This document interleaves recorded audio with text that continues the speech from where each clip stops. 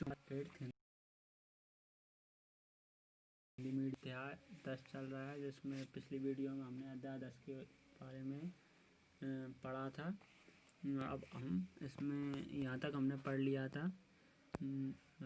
तो अब यहाँ से पढ़ना चालू करेंगे। किशोर अवस्था में आप पेज नंबर मैं आपको पेज नंबर बता देता हूँ। पेज नंबर आप 117 निकाल, जिसमें किशोर अवस्था में होने वाले परिवर्तन पढ़ लिए हमने। ठीक है, कौन कौन से होते हैं। अब हम हार्मोन के बारे में इसमें पढ़ेंगे। तो किशोर अवस्था में होने वाले परिवर्तन हार्मोन द्वारा नियंत्रित होते हैं। हार्मोन क्या है? एक रासायनिक पदार्थ है। किशोर अवस्था में जो भी परिवर्तन होते हैं वो किसके द्वारा नियंत्रित होते हैं? हार्मोनों के द्वारा। और हार्मोन एक क्या है? रासायनिक पदार्थ है। यह अंतःस्रावी ग्रंथि अथवा अंतःस्रावी तंत्र द्वारा स्थापित होता है। हार्मोन किसके द्वारा स्थापित होता है? अंतःस्रावी ग्रंथि अथवा अंतःस्रावी तंत्र द्वारा। यौनारंभ के शादी वर्षण पुरुष हार्मोन अथवा टेस्टोस्टेरोन का स्रावन प्रारंभ कर देता है। तो जैसे ही किशोर अवस्था में जो व्यक्ति होते हैं या लड़के होते हैं वो जाते हैं यौन आरंभ के साथ ही क्या होता है? वर्षण। वर्षण से क्या होता है? जो पुरुष हार्मोन होता है, कौन सा? टेस्टोस्टेरोन, उसका स्रावन चालू हो जाता है। यह लड़कों में परिवर्तनों का कारक है, जिनके बारे में आपने अभी पढ़ा है। उदाहरण के लिए चेहरे पर बालों का आना। जैसा ही टेस्टोस्टेरोन से क्या क्या होता है? चेहरे पर बालों का आना, बगल या काँख में बालों का आना, और जांघ के ऊपर प्यूबिक में बालों का होना, आवाज़ का भारी होना, कंधे चौड़े होना। ये किसके कारण होता है? टेस्टोस्टेरोन के कारण होता है। लड़कियों में यौवन आरंभ के साथ क्या होता है? अंडाशय स्त्री हार्मोन यानी कि एस्ट्रोजन उत्पादन का प्रारंभ हो जाता है, जिससे क्या होता है? एस्ट्रोजन के स्थापित होने से स्तन विकसित हो जाते हैं। जिससे क्या होता है? स्त्रियों में स्तन विकसित हो जाते हैं। ठीक है, दुग्धस्रावी ग्रंथियाँ अथवा दुग्ध ग्रंथियाँ स्तन के अंदर विकसित होती हैं, और जिससे क्या होता है? दुग्धस्रावी अथवा दुग्ध ग्रंथियाँ भी क्या हो जाता है? स्तन के अंदर विकसित हो जाती। इन हार्मोनों के उत्पादन का नियंत्रण एक अन्य हार्मोन द्वारा होता है, जिसे जो पीयूष ग्रंथि अथवा पिट्यूटरी ग्रंथि द्वारा क्या होता है? स्रावित होता है। जो टेस्टोस्टेरोन और एस्ट्रोजन जो हार्मोन होते हैं उनका एक नियंत्रण कहाँ से होता है? एक अन्य हार्मोन के द्वारा होता है, जो कि कहाँ से निकलते हैं? पीयूष ग्रंथि या पिट्यूटरी ग्रंथि से। आगे पढ़ेंगे हम जनन प्रक्रिया प्रारंभ करने में हार्मोन की भूमिका। जनन प्रक्रिया करने में मतलब हार्मोन की क्या भूमिका, उसके बारे में हम पढ़ेंगे। अंतःस्रावी ग्रंथियाँ हार्मोन रुधिर प्रवाह में स्रावित करती हैं। अंतःस्रावी ग्रंथि होती हैं वो हार्मोन को कहाँ पे छोड़ती हैं? रुधिर प्रवाह यानी कि रक्त में छोड़ देती हैं, जिससे वह शरीर के विशिष्ट भाग अथवा लक्ष्य स्थल तक पहुँच जाए। जिससे वह शरीर के किस भाग में पहुँच जाते हैं? लक्ष्य स्थल, यानी कि जहाँ पर उनको कार्य करना होता है। लक्ष्य स्थल हार्मोन के प्रति अनुक्रिया करता है। हमारे शरीर में अनेक अंतःस्रावी ग्रंथियाँ हैं। वर्षण एवं अंडाशय लैंगिक हार्मोन स्रावित करते हैं। वर्षण और जो अंडाशय होते हैं वो क्या करते हैं? लैंगिक हार्मोन स्रावित करते हैं। आपने अभी पढ़ा है कि यह हार्मोन गौण लैंगिक लक्षणों के लिए उत्तरदायी हैं। गौण लैंगिक लक्षण जो कि लड़के और लड़कियों में डिफरेंट बताते हैं। जैसे लड़कों के चेहरे पर बाल आना और स्त्रियों में स्तन का विकास होना, ये क्या कहलाते हैं? हमारे गौण लक्षण कहलाते हैं। लैंगिक हार्मोन भी पीयूष ग्रंथि द्वारा स्रावित हार्मोन के नियंत्रण में है। लैंगिक जो हार्मोन होते हैं वो जैसा कि हमने अभी पढ़ा है, पीयूष ग्रंथि द्वारा एक हार्मोन स्रावित होता है, उसके नियंत्रण में ये रहते हैं। पीयूष ग्रंथि अनेक हार्मोन स्रावित करती है। उनमें से एक हार्मोन अंडाशय में अंडाणु एवं वर्षण में शुक्राणु के परिपक्व होने को नियंत्रित करता है। उनमें से मतलब वैसे तो पीयूष ग्रंथि से बहुत सारे हार्मोन स्रावित होते हैं, लेकिन उनमें से एक हार्मोन जो होता है वो अंडाशय में अंडाणु और वृषण में शुक्राणु की परिपक्व होने को नियंत्रित करता है। आगे पढ़ते हैं। पीयूष ग्रंथि से स्रावित हार्मोन जननांगों को टेस्टोस्टेरोन पुरुष तथा नर में तथा एस्ट्रोजन स्त्रियों में स्रावित करने के लिए उद्दीपित करता है। पीयूष ग्रंथि से जो हार्मोन स्रावित होता है वो पुरुष जो जननांग होते हैं उनसे टेस्टोस्टेरोन तथा जो मादा या स्त्रियों के जो जननांग होते हैं उनसे एस्ट्रोजन को स्रावित करने के लिए उद्दीपित करता है। रुधिर प्रवाह में स्रावित किया जाता है तथा शरीर के विभिन्न भागों लक्ष्य स्थल तक पहुंचता है। ठीक है, तो ये हार्मोन स्रावित होने की प्रक्रिया है। इसमें आप देखेंगे पहले क्या होता है, पीयूष ग्रंथि से जो हार्मोन स्रावित होता है वो क्या करता है, पुरुष के जो जननांग होते हैं उनसे टेस्टोस्टेरोन तथा महिला के जो जननांग होते हैं उनसे एस्ट्रोजन को स्रावित करने के लिए प्रेरित करता है, उद्दीपित करता है। ठीक है, उसके बाद क्या होता है, जो अंतःस्रावी ग्रंथि होती हैं उनसे क्या होता है, रुधिर प्रवाह में स्रावित किया जाता है तथा शरीर के विभिन्न अंगों तक पहुंचता है। और हार्मोन इस प्रकार क्या रुधिर प्रवाह के द्वारा जहाँ पर इसको कार्य करना होता है या लक्ष्य स्थल तक क्या पहुंच जाता है। उसके बाद क्या होता है, यौवन आरंभ के समय शरीर में परिवर्तन को, और इस प्रकार क्या होता है, यौवन आरंभ यानी कि किशोर अवस्था में जो भी परिवर्तन होते हैं उनको शरीर में उद्दीपित करता है। ठीक है, इसके बाद यहाँ पे ये बॉक्स दिया हुआ है पहेली और बूझो। आप समझ गए कि यौवन आरंभ व्यक्ति में जनन अवधि का प्रारंभ है, जब व्यक्ति जनन की क्षमता प्राप्त करता है, परंतु वे जानना चाहते हैं क्या जनन काल एक बार प्रारंभ होने के बाद जीवन पर्यंत चलता रहता है या कभी समाप्त होता है। तो इसके बारे में हम पढ़ेंगे। मानव में जनन काल की अवधि। अब मानव में जनन काल की जो अवधि होती है उसके बारे में पढ़ेंगे, कब से कब तक रहती है। जब किशोरों में वृषण तथा अंडाशय युग्मक उद्दीपित करने लगते हैं तब वे जनन के योग्य हो जाते हैं। क्या होता है, जब किशोरों में वृषण से शुक्राणु का उत्पादित होने लगते हैं या उत्पन्न होने लगते हैं तथा अंडाशय से अंडाणु युग्मक उत्पादित होने लगते हैं तो वे क्या हो जाते हैं, जनन के योग्य हो जाते हैं। युग्मक की परिपक्वता एवं उत्पादन की क्षमता पुरुषों में स्त्रियों की अपेक्षा अधिक अवधि तक रहती है। तो युग्मक की जो परिपक्वता रहती है एवं उत्पादन की जो क्षमता रहती है पुरुषों में क्या है, स्त्रियों की अपेक्षा अधिक अवधि तक रहती है। यानी कि पुरुष लंबे समय तक स्त्रियों की तुलना में क्या कर सकते हैं, उनकी जनन क्षमता बनी रहती है। यानी कि वो सेक्स स्त्रियों की तुलना में ज़्यादा समय तक कर सकते हैं, ज़्यादा उम्र तक। ठीक है, स्त्रियों में जनन अवस्था का प्रारंभ यौवनारंभ 10 से 12 वर्ष की आयु से हो जाता है। स्त्रियों में जो जनन अवस्था प्रारंभ होती है या जो लैंगिक रूप से परिपक्व होती हैं वो 10 से 12 वर्ष की आयु से हो जाती हैं तथा सामान्यतः 45 से 50 वर्ष की आयु तक चलता रहता है। तब तक और जब ये कब तक चलता है, 10 से 12 साल की आयु से प्रारंभ होकर 45 से 50 वर्ष की आयु तक चलता रहता है। तो यौवन आरंभ चालू होता है या परिपक्व होने लगते हैं। ठीक है, अंडाशयों में से एक अंडाणु परिपक्व होता है तथा लगभग 28 से 30 दिनों के अंतराल पर किसी एक अंडाशय द्वारा निर्वोचित होता है। और क्या होता है, देखिए अंडाणु परिपक्व होने लगते हैं और अंडाशय से क्या होता है 28 से 30 दिनों के अंतराल पर क्या होता है, एक अंडाशय द्वारा एक अंडाणु परिपक्व होकर निकलता है, जैसे हम महिलाओं में ऋतुस्राव कहते हैं या मासिक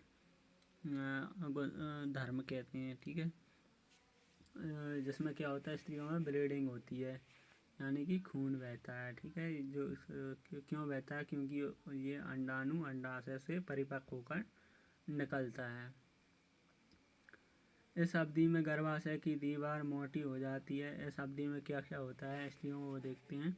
इस अवधि में गर्भाशय की जो दीवार होती है वो क्या होती है, मोटी हो जाती है, जिससे वह अंडाणु के निषेचन के पश्चात युग्मनज को ग्रहण कर सके, जिससे वह क्या करते हैं, अंडाणु के निषेचन के पश्चात, यानी कि संभोग जो होता है जिसमें क्या निषेचन होने के बाद जो युग्मनज को ग्रहण कर सके, इसलिए क्या हो जाती है, गर्भाशय की दीवार मोटी हो जाती है, जिसके फलस्वरूप गर्भधारण होता है। और जिसके कारण ही क्या होता है, गर्भधारण हो पाता है, क्योंकि जब अंडाणु परिपक्व होकर निकलता है तो जो गर्भाशय की दीवार होती है वो मोटी हो जाती है, जिससे वह अंडाणु के निषेचन के पश्चात युग्मनज को, मतलब कि जो गैमेट बनता है अंडाणु शुक्राणु अंडाणु को निषेचित कर देता है, तो उससे जो युग्मनज बनता है उसको क्या कर सके, ग्रहण कर सके।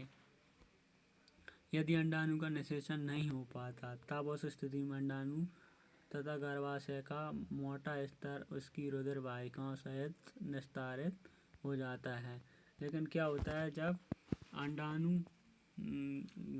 अंडाणु तथा गर्भाशय का क्या होता है, यदि अंडाणु का निषेचन नहीं हो पाता, निषेचित हो जाता है, तब तो क्या होता है, युग्मनज गर्भाशय में गर्भधारण हो जाता है। यदि वो अंडाणु क्या होता है, निषेचित नहीं हो पाता, तब उस स्थिति में क्या होता है, अंडाणु तथा गर्भाशय का मोटा स्तर उसकी रुधिर वाहिकाओं से निस्तारित हो जाता है।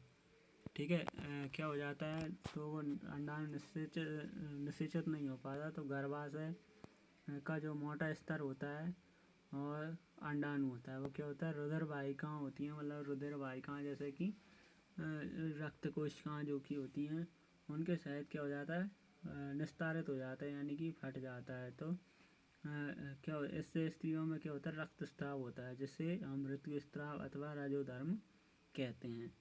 ऋतुस्राव लगभग 28 से 30 दिन में एक बार होता है। पहला ऋतुस्राव यौवनारंभ में होता है, जिसे रजोदर्शन कहते हैं। जब यौवनारंभ प्रारंभ होता है या किशोरावस्था प्रारंभ होती है, तो जब स्त्रियों में पहली बार जो ऋतुस्राव होता है उसको रजोदर्शन कहते हैं। लगभग 45 से 50 वर्ष की आयु में ऋतुस्राव होना रुक जाता है। और ये ऋतुस्राव होना कब रुक जाता है, महिलाओं में 45 से 50 वर्ष की आयु में। ऋतुस्राव के रुक जाने को रजो निवृत्ति, जब ये ऋतुस्राव बंद हो जाता है तो उसको हम कहते हैं रजो निवृत्ति। प्रारंभ में ऋतुस्राव चक्र अनियमित हो सकता है तथा उसके नियमित होने में कुछ समय लगता है। तो ऋतुस्राव चक्र पहले, मतलब इसकी जो अवधि है 28 से 30 दिन पहले क्या होती है, इस अवधि में परिवर्तन हो सकता है या अनियमित हो सकती है। उसके बाद थोड़े समय बाद क्या हो जाता है, निश्चित समय पर यह ऋतुस्राव होता है। ठीक है, आगे पहली कहती है कि स्त्रियों में जनन काल की अवधि रजोदर्शन से रजो निवृत्ति तक होती है, क्या वैसा ही है। ठीक है, आगे पढ़ते हैं। ऋतुस्राव चक्र का नियंत्रण हार्मोन द्वारा होता है।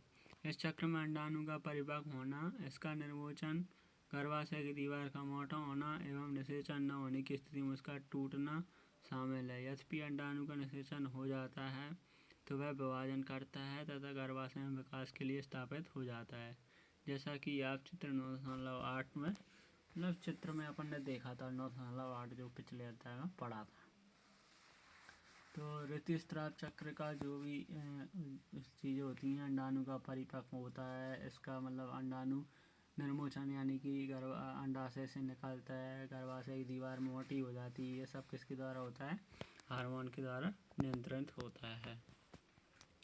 अब आगे पढ़ते हैं 10.6 में, संतति का लिंग निर्धारण किस प्रकार होता है। अब संतति जो जन्म लेती है उसका लिंग निर्धारण किस प्रकार होता है, इसके बारे में हम पढ़ेंगे।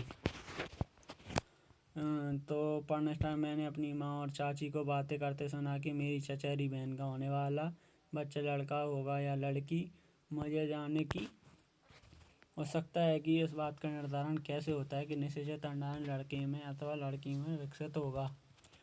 तो हम इसके बारे में हम पढ़ेंगे। लड़का अथवा लड़की, निषेचित अंडाणु अथवा युग्मनज में जन्म लेने वाले शिशु के लिंग निर्धारण का संकेत या संदेश होता है। जब अंडाणु निषेचित हो जाता है या युग्मनज बन जाता है तो उसमें क्या रहता है, जन्म लेने वाले शिशु के लिंग निर्धारण का संदेश होता है। यह संदेश निषेचित अंडाणु में धागे सी संरचना अर्थात गुणसूत्रों में निहित होता है। और यह संदेश कहाँ पर रहता है? गुणसूत्रों में निहित रहता है। अध्याय 8 का स्मरण कीजिए कि गुणसूत्र प्रत्येक कोशिका के केंद्रक में उपस्थित होते हैं। आपने अध्याय 8 में पढ़ा होगा, जिसमें प्रत्येक कोशिका के अंदर केंद्रक में आपने गुणसूत्र देखे होंगे। सभी मनुष्य की कोशिकाओं के केंद्रक में 23 जोड़े गुणसूत्र पाए जाते हैं। मनुष्य की जो कोशिका होती है उसके प्रत्येक केंद्रक में क्या 23 जोड़े गुणसूत्र पाए जाते हैं। इनमें से 2 गुणसूत्र यानी कि एक जोड़ी क्या होते हैं? लिंग गुणसूत्र होते हैं, जिन्हें हम एक्स एवं वाई कहते हैं। स्त्री में 2 एक्स गुणसूत्र होते हैं, जबकि पुरुषों में क्या होता है? एक एक्स होता है तथा एक वाई गुणसूत्र होता है। देखो क्या होता है, प्रत्येक कोशिका के केंद्रक में 23 जोड़े गुणसूत्र होते हैं। तो पुरुषों में 22 जोड़े तो क्या होते हैं? एक्स गुणसूत्र होते हैं। उसके अलावा जो 23वां जोड़ा होता है उसको हम लिंग सूत्र कहते हैं। इसमें भी का क्या होता है? एक एक्स होता है और एक वाई होता है। और स्त्रियों में जो होते हैं वो 23 जोड़े क्या होते हैं? एक्स एक्स ही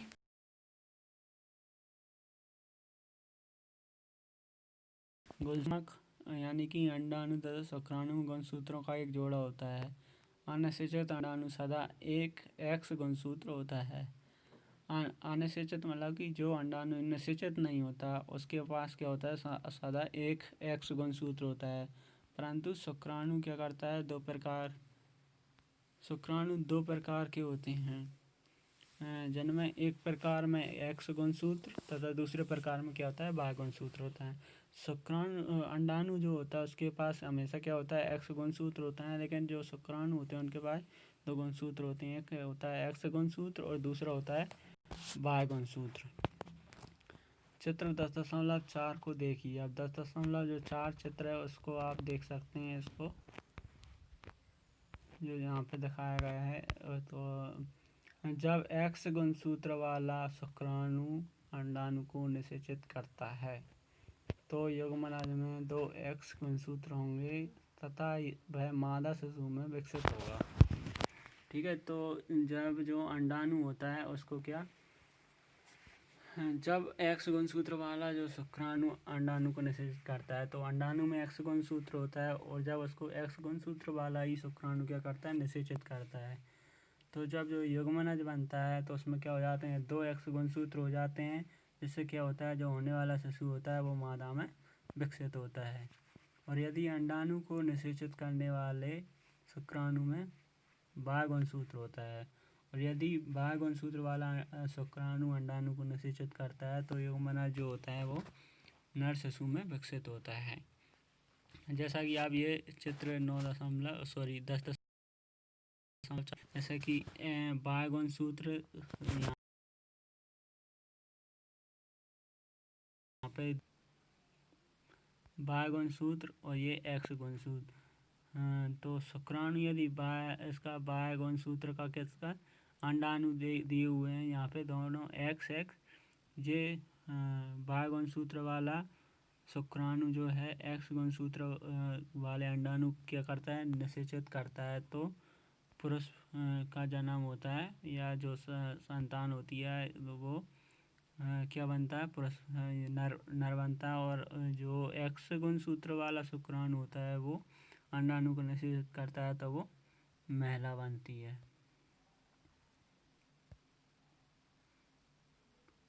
ठीक है, आप यहाँ पे जो डायग्राम दिया गया है, ठीक है, इसको अच्छे से देख लेना। मनुष्य में लिंग निर्धारण किस प्रकार होता है। देखो एक्स जो वाई गुणसूत्र है शुक्राणु का वो एक्स को निषेचित करता है या एक्स अंडाणु को निषेचित करता है, तो एक्स वाई गुणसूत्र होते हैं जो कि लड़के में पाए जाते हैं, ठीक है, या नर में पाए जाते हैं। तो इस प्रकार नर होगा और एक्स एक्स से मादा यानी कि लड़की होगी।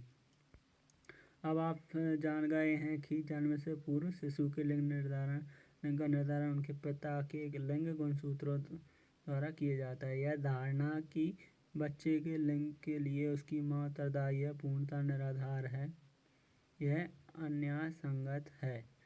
तो जो बच्चे का जो लिंग निर्धारण होता है वो उसके लिए माँ उत्तरदायी नहीं होती, उसके लिए कौन होता है? पिता उत्तरदायी होता है। और बाह्य गुणसूत्र को हम लिंग गुणसूत्र कह सकते हैं, क्योंकि बाह्य गुणसूत्र की महत्वपूर्ण भूमिका होती है किसमें? लिंग निर्धारण करने में। उसके आगे पढ़ते हैं 10.7, जिसमें हम पढ़ेंगे लिंग हार्मोन हार्मोन के बारे में। टेस्टोस्टेरोन और एस्ट्रोजन के बारे में हम पढ़ चुके हैं। इसके अलावा अन्य जो हार्मोन होते हैं उनके बारे में हम अब पढ़ेंगे। ठीक है, तो इस वीडियो में यहीं तक। इससे आगे के लिए हम अगली वीडियो में पढ़ेंगे। तब तक के लिए धन्यवाद।